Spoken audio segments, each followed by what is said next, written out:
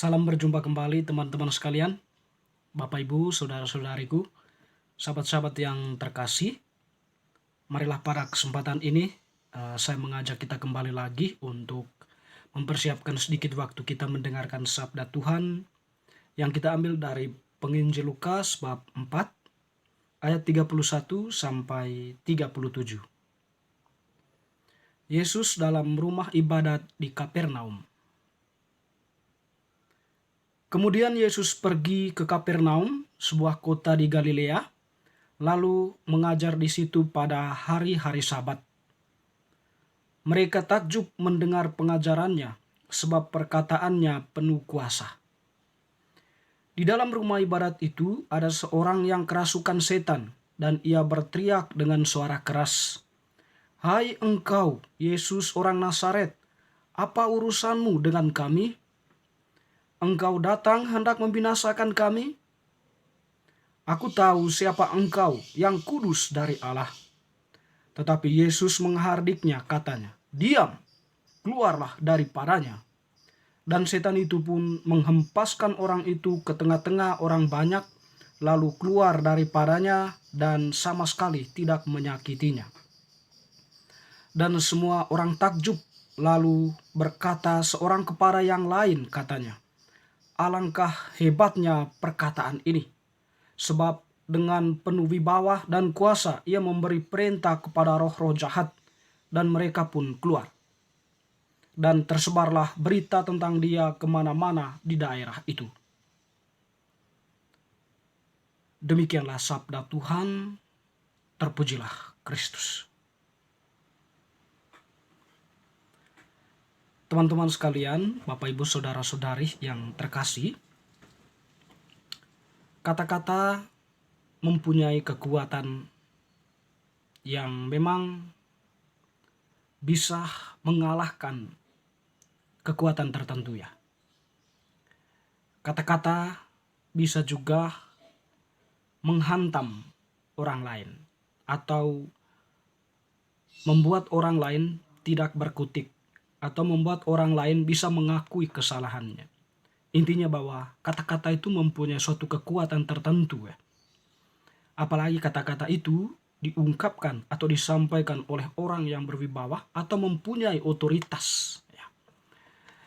Sekiranya teman-teman, walaupun kita tidak mau membandingkan Yesus dengan kita manusia biasa, tetapi di sini hendak mengantar kita pada pemahaman akan makna dari kata-kata atau kekuatan kata-kata ini. Kita tahu bahwa Yesus itu adalah Allah Putra atau Sabda Allah yang menjelma menjadi manusia di dalam rahim Bunda Maria. Jadi dia adalah Sabda Allah yang menjadi manusia. Ketika dia menjadi manusia, berbicara, mengajarkan banyak hal kepada manusia atau para pendengarnya. Pada saat itu ya kita dalam iman mengatakan bahwa Allah sedang berbicara bagi manusia. Dengan demikian, setiap firman atau setiap kata-kata ajaran yang disampaikan oleh Yesus itu adalah kebenaran hakiki atau itu adalah suara Allah yang berbicara dan benaran mutlak. Setiap manusia apapun yang ada di dunia ini tunduk kepadanya.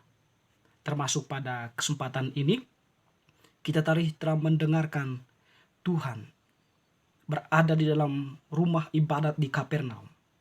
Dia mengajar ya, dan kata-katanya itu penuh kuasa. Perkataannya itu penuh kuasa. Jadi semua orang takjub ya mendengar ajaran Yesus, mendengar kata-kata Yesus, firman yang disampaikannya, karena disampaikan dengan penuh kewibawaan, penuh otoritas, penuh dengan maknanya ya. Berbeda dengan pemimpin agama yang lain ya pada waktu itu. Orang-orang Farisi, orang-orang ahli-ahli Taurat. Ya, mereka menyampaikan itu ya tentu mengajarkan firman Allah atau mengajarkan sabda itu ya setengah hati, karena di balik apa yang mereka ajarkan ada sebuah motivasi yang ingin dicapai. Tapi Yesus memang Allah yang berfirman, sehingga orang merasa takjub dan menyentuh hati mereka. Bahkan mendorong mereka untuk senantiasa mendekatkan diri dengan Allah. Tidak sebatas itu, fenomena yang terjadi di dalam rumah ibadat itu, ada seorang yang kerasukan setan. Tentu bahwa orang yang mengalami kerasukan setan, ya hidupnya itu atau seluruh dirinya, tubuhnya itu dikuasai oleh setan itu. Dan dia karena dikuasai oleh setan, dia tidak mempunyai kekuatan untuk melawannya. Jadi tubuhnya itu digerakkan oleh setan itu karena sudah dikuasai. Dia tidak bisa melawan, mengeluarkan dirinya sendiri dari kuasa, dari genggaman, dari cengkraman setan itu. Hanya Tuhan sendiri yang bisa melepaskan orang itu dari kuasa setan itu. Kita tadi mendengar bagaimana Yesus berhadapan dengan orang yang kerasukan setan. Jadi awalnya setan itu ya tahu bahwa Yesus itu adalah yang kudus dari Allah. Jadi ya dia menunjukkan diri seolah-olah semacam ingin memperkenalkan diri atau melakukan pencitraan. Hai engkau Yesus, orang Nazaret, apa urusanmu dengan kami? Engkau datang hendak membinasakan kami? Aku tahu siapa engkau, yang kudus dari Allah. Dia mengaku Yesus adalah yang kudus dari Allah. Dia tahu, setan itu ya, tahu Yesus itu yang kudus dari Allah. Tetapi ini adalah sebuah pencitraan agar setidaknya kemudian orang banyak ya menyanjung-nyanjungkan Yesus ya, dan tentunya bahwa saat itu juga ya Yesus sedang menjerumuskan Yesus ke dalam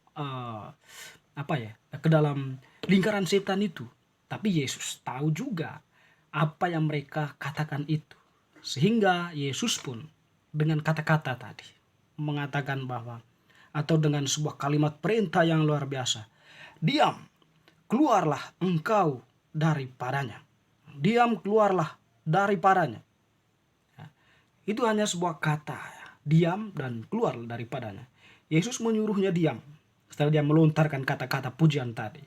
Lalu kemudian menyuruhnya keluar daripadanya. Dikatakan bahwa apa yang terjadi dengan setan itu? Setan itu menuruti. Dia diam lalu kemudian keluar dari orang itu. Dan setan itu pun menghempaskan orang itu ke tengah-tengah orang banyak. Lalu keluar daripadanya. Dan sama sekali tidak menyakitinya.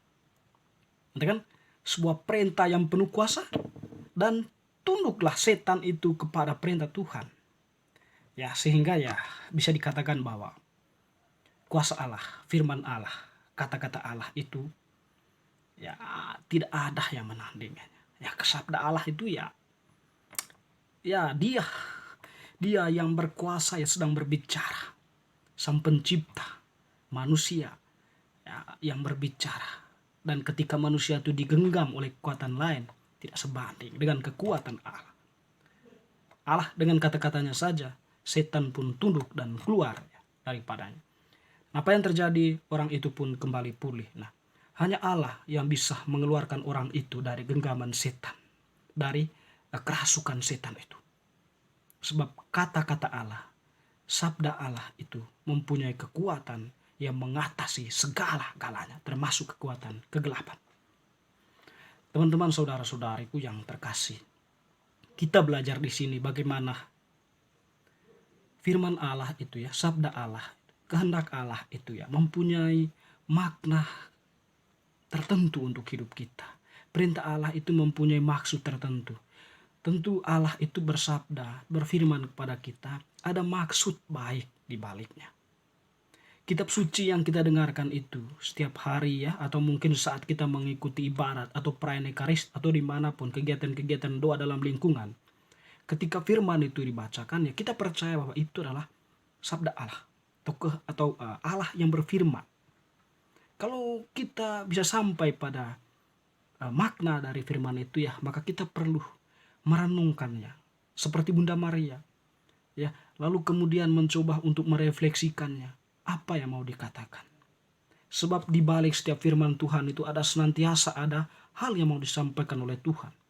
Dan kita diajak untuk percaya pada sabdanya itu, untuk percaya pada apa yang dikatakan oleh Tuhan. Tuhan tidak pernah berbohong dengan setiap firman, dengan setiap sabda. Kita menunggu waktu yang baik, sabda itu mempunyai kekuatan tertentu untuk hidup kita. Teman-teman, saudara-saudari, semoga bacaan hari ini mendorong kita untuk semakin mencintai sabda Tuhan, membacanya dan merenungkannya, dan juga percaya pada setiap firman yang disampaikan oleh Allah dalam kitab suci. Semoga bacaan hari ini semakin meneguhkan iman kita. Amin.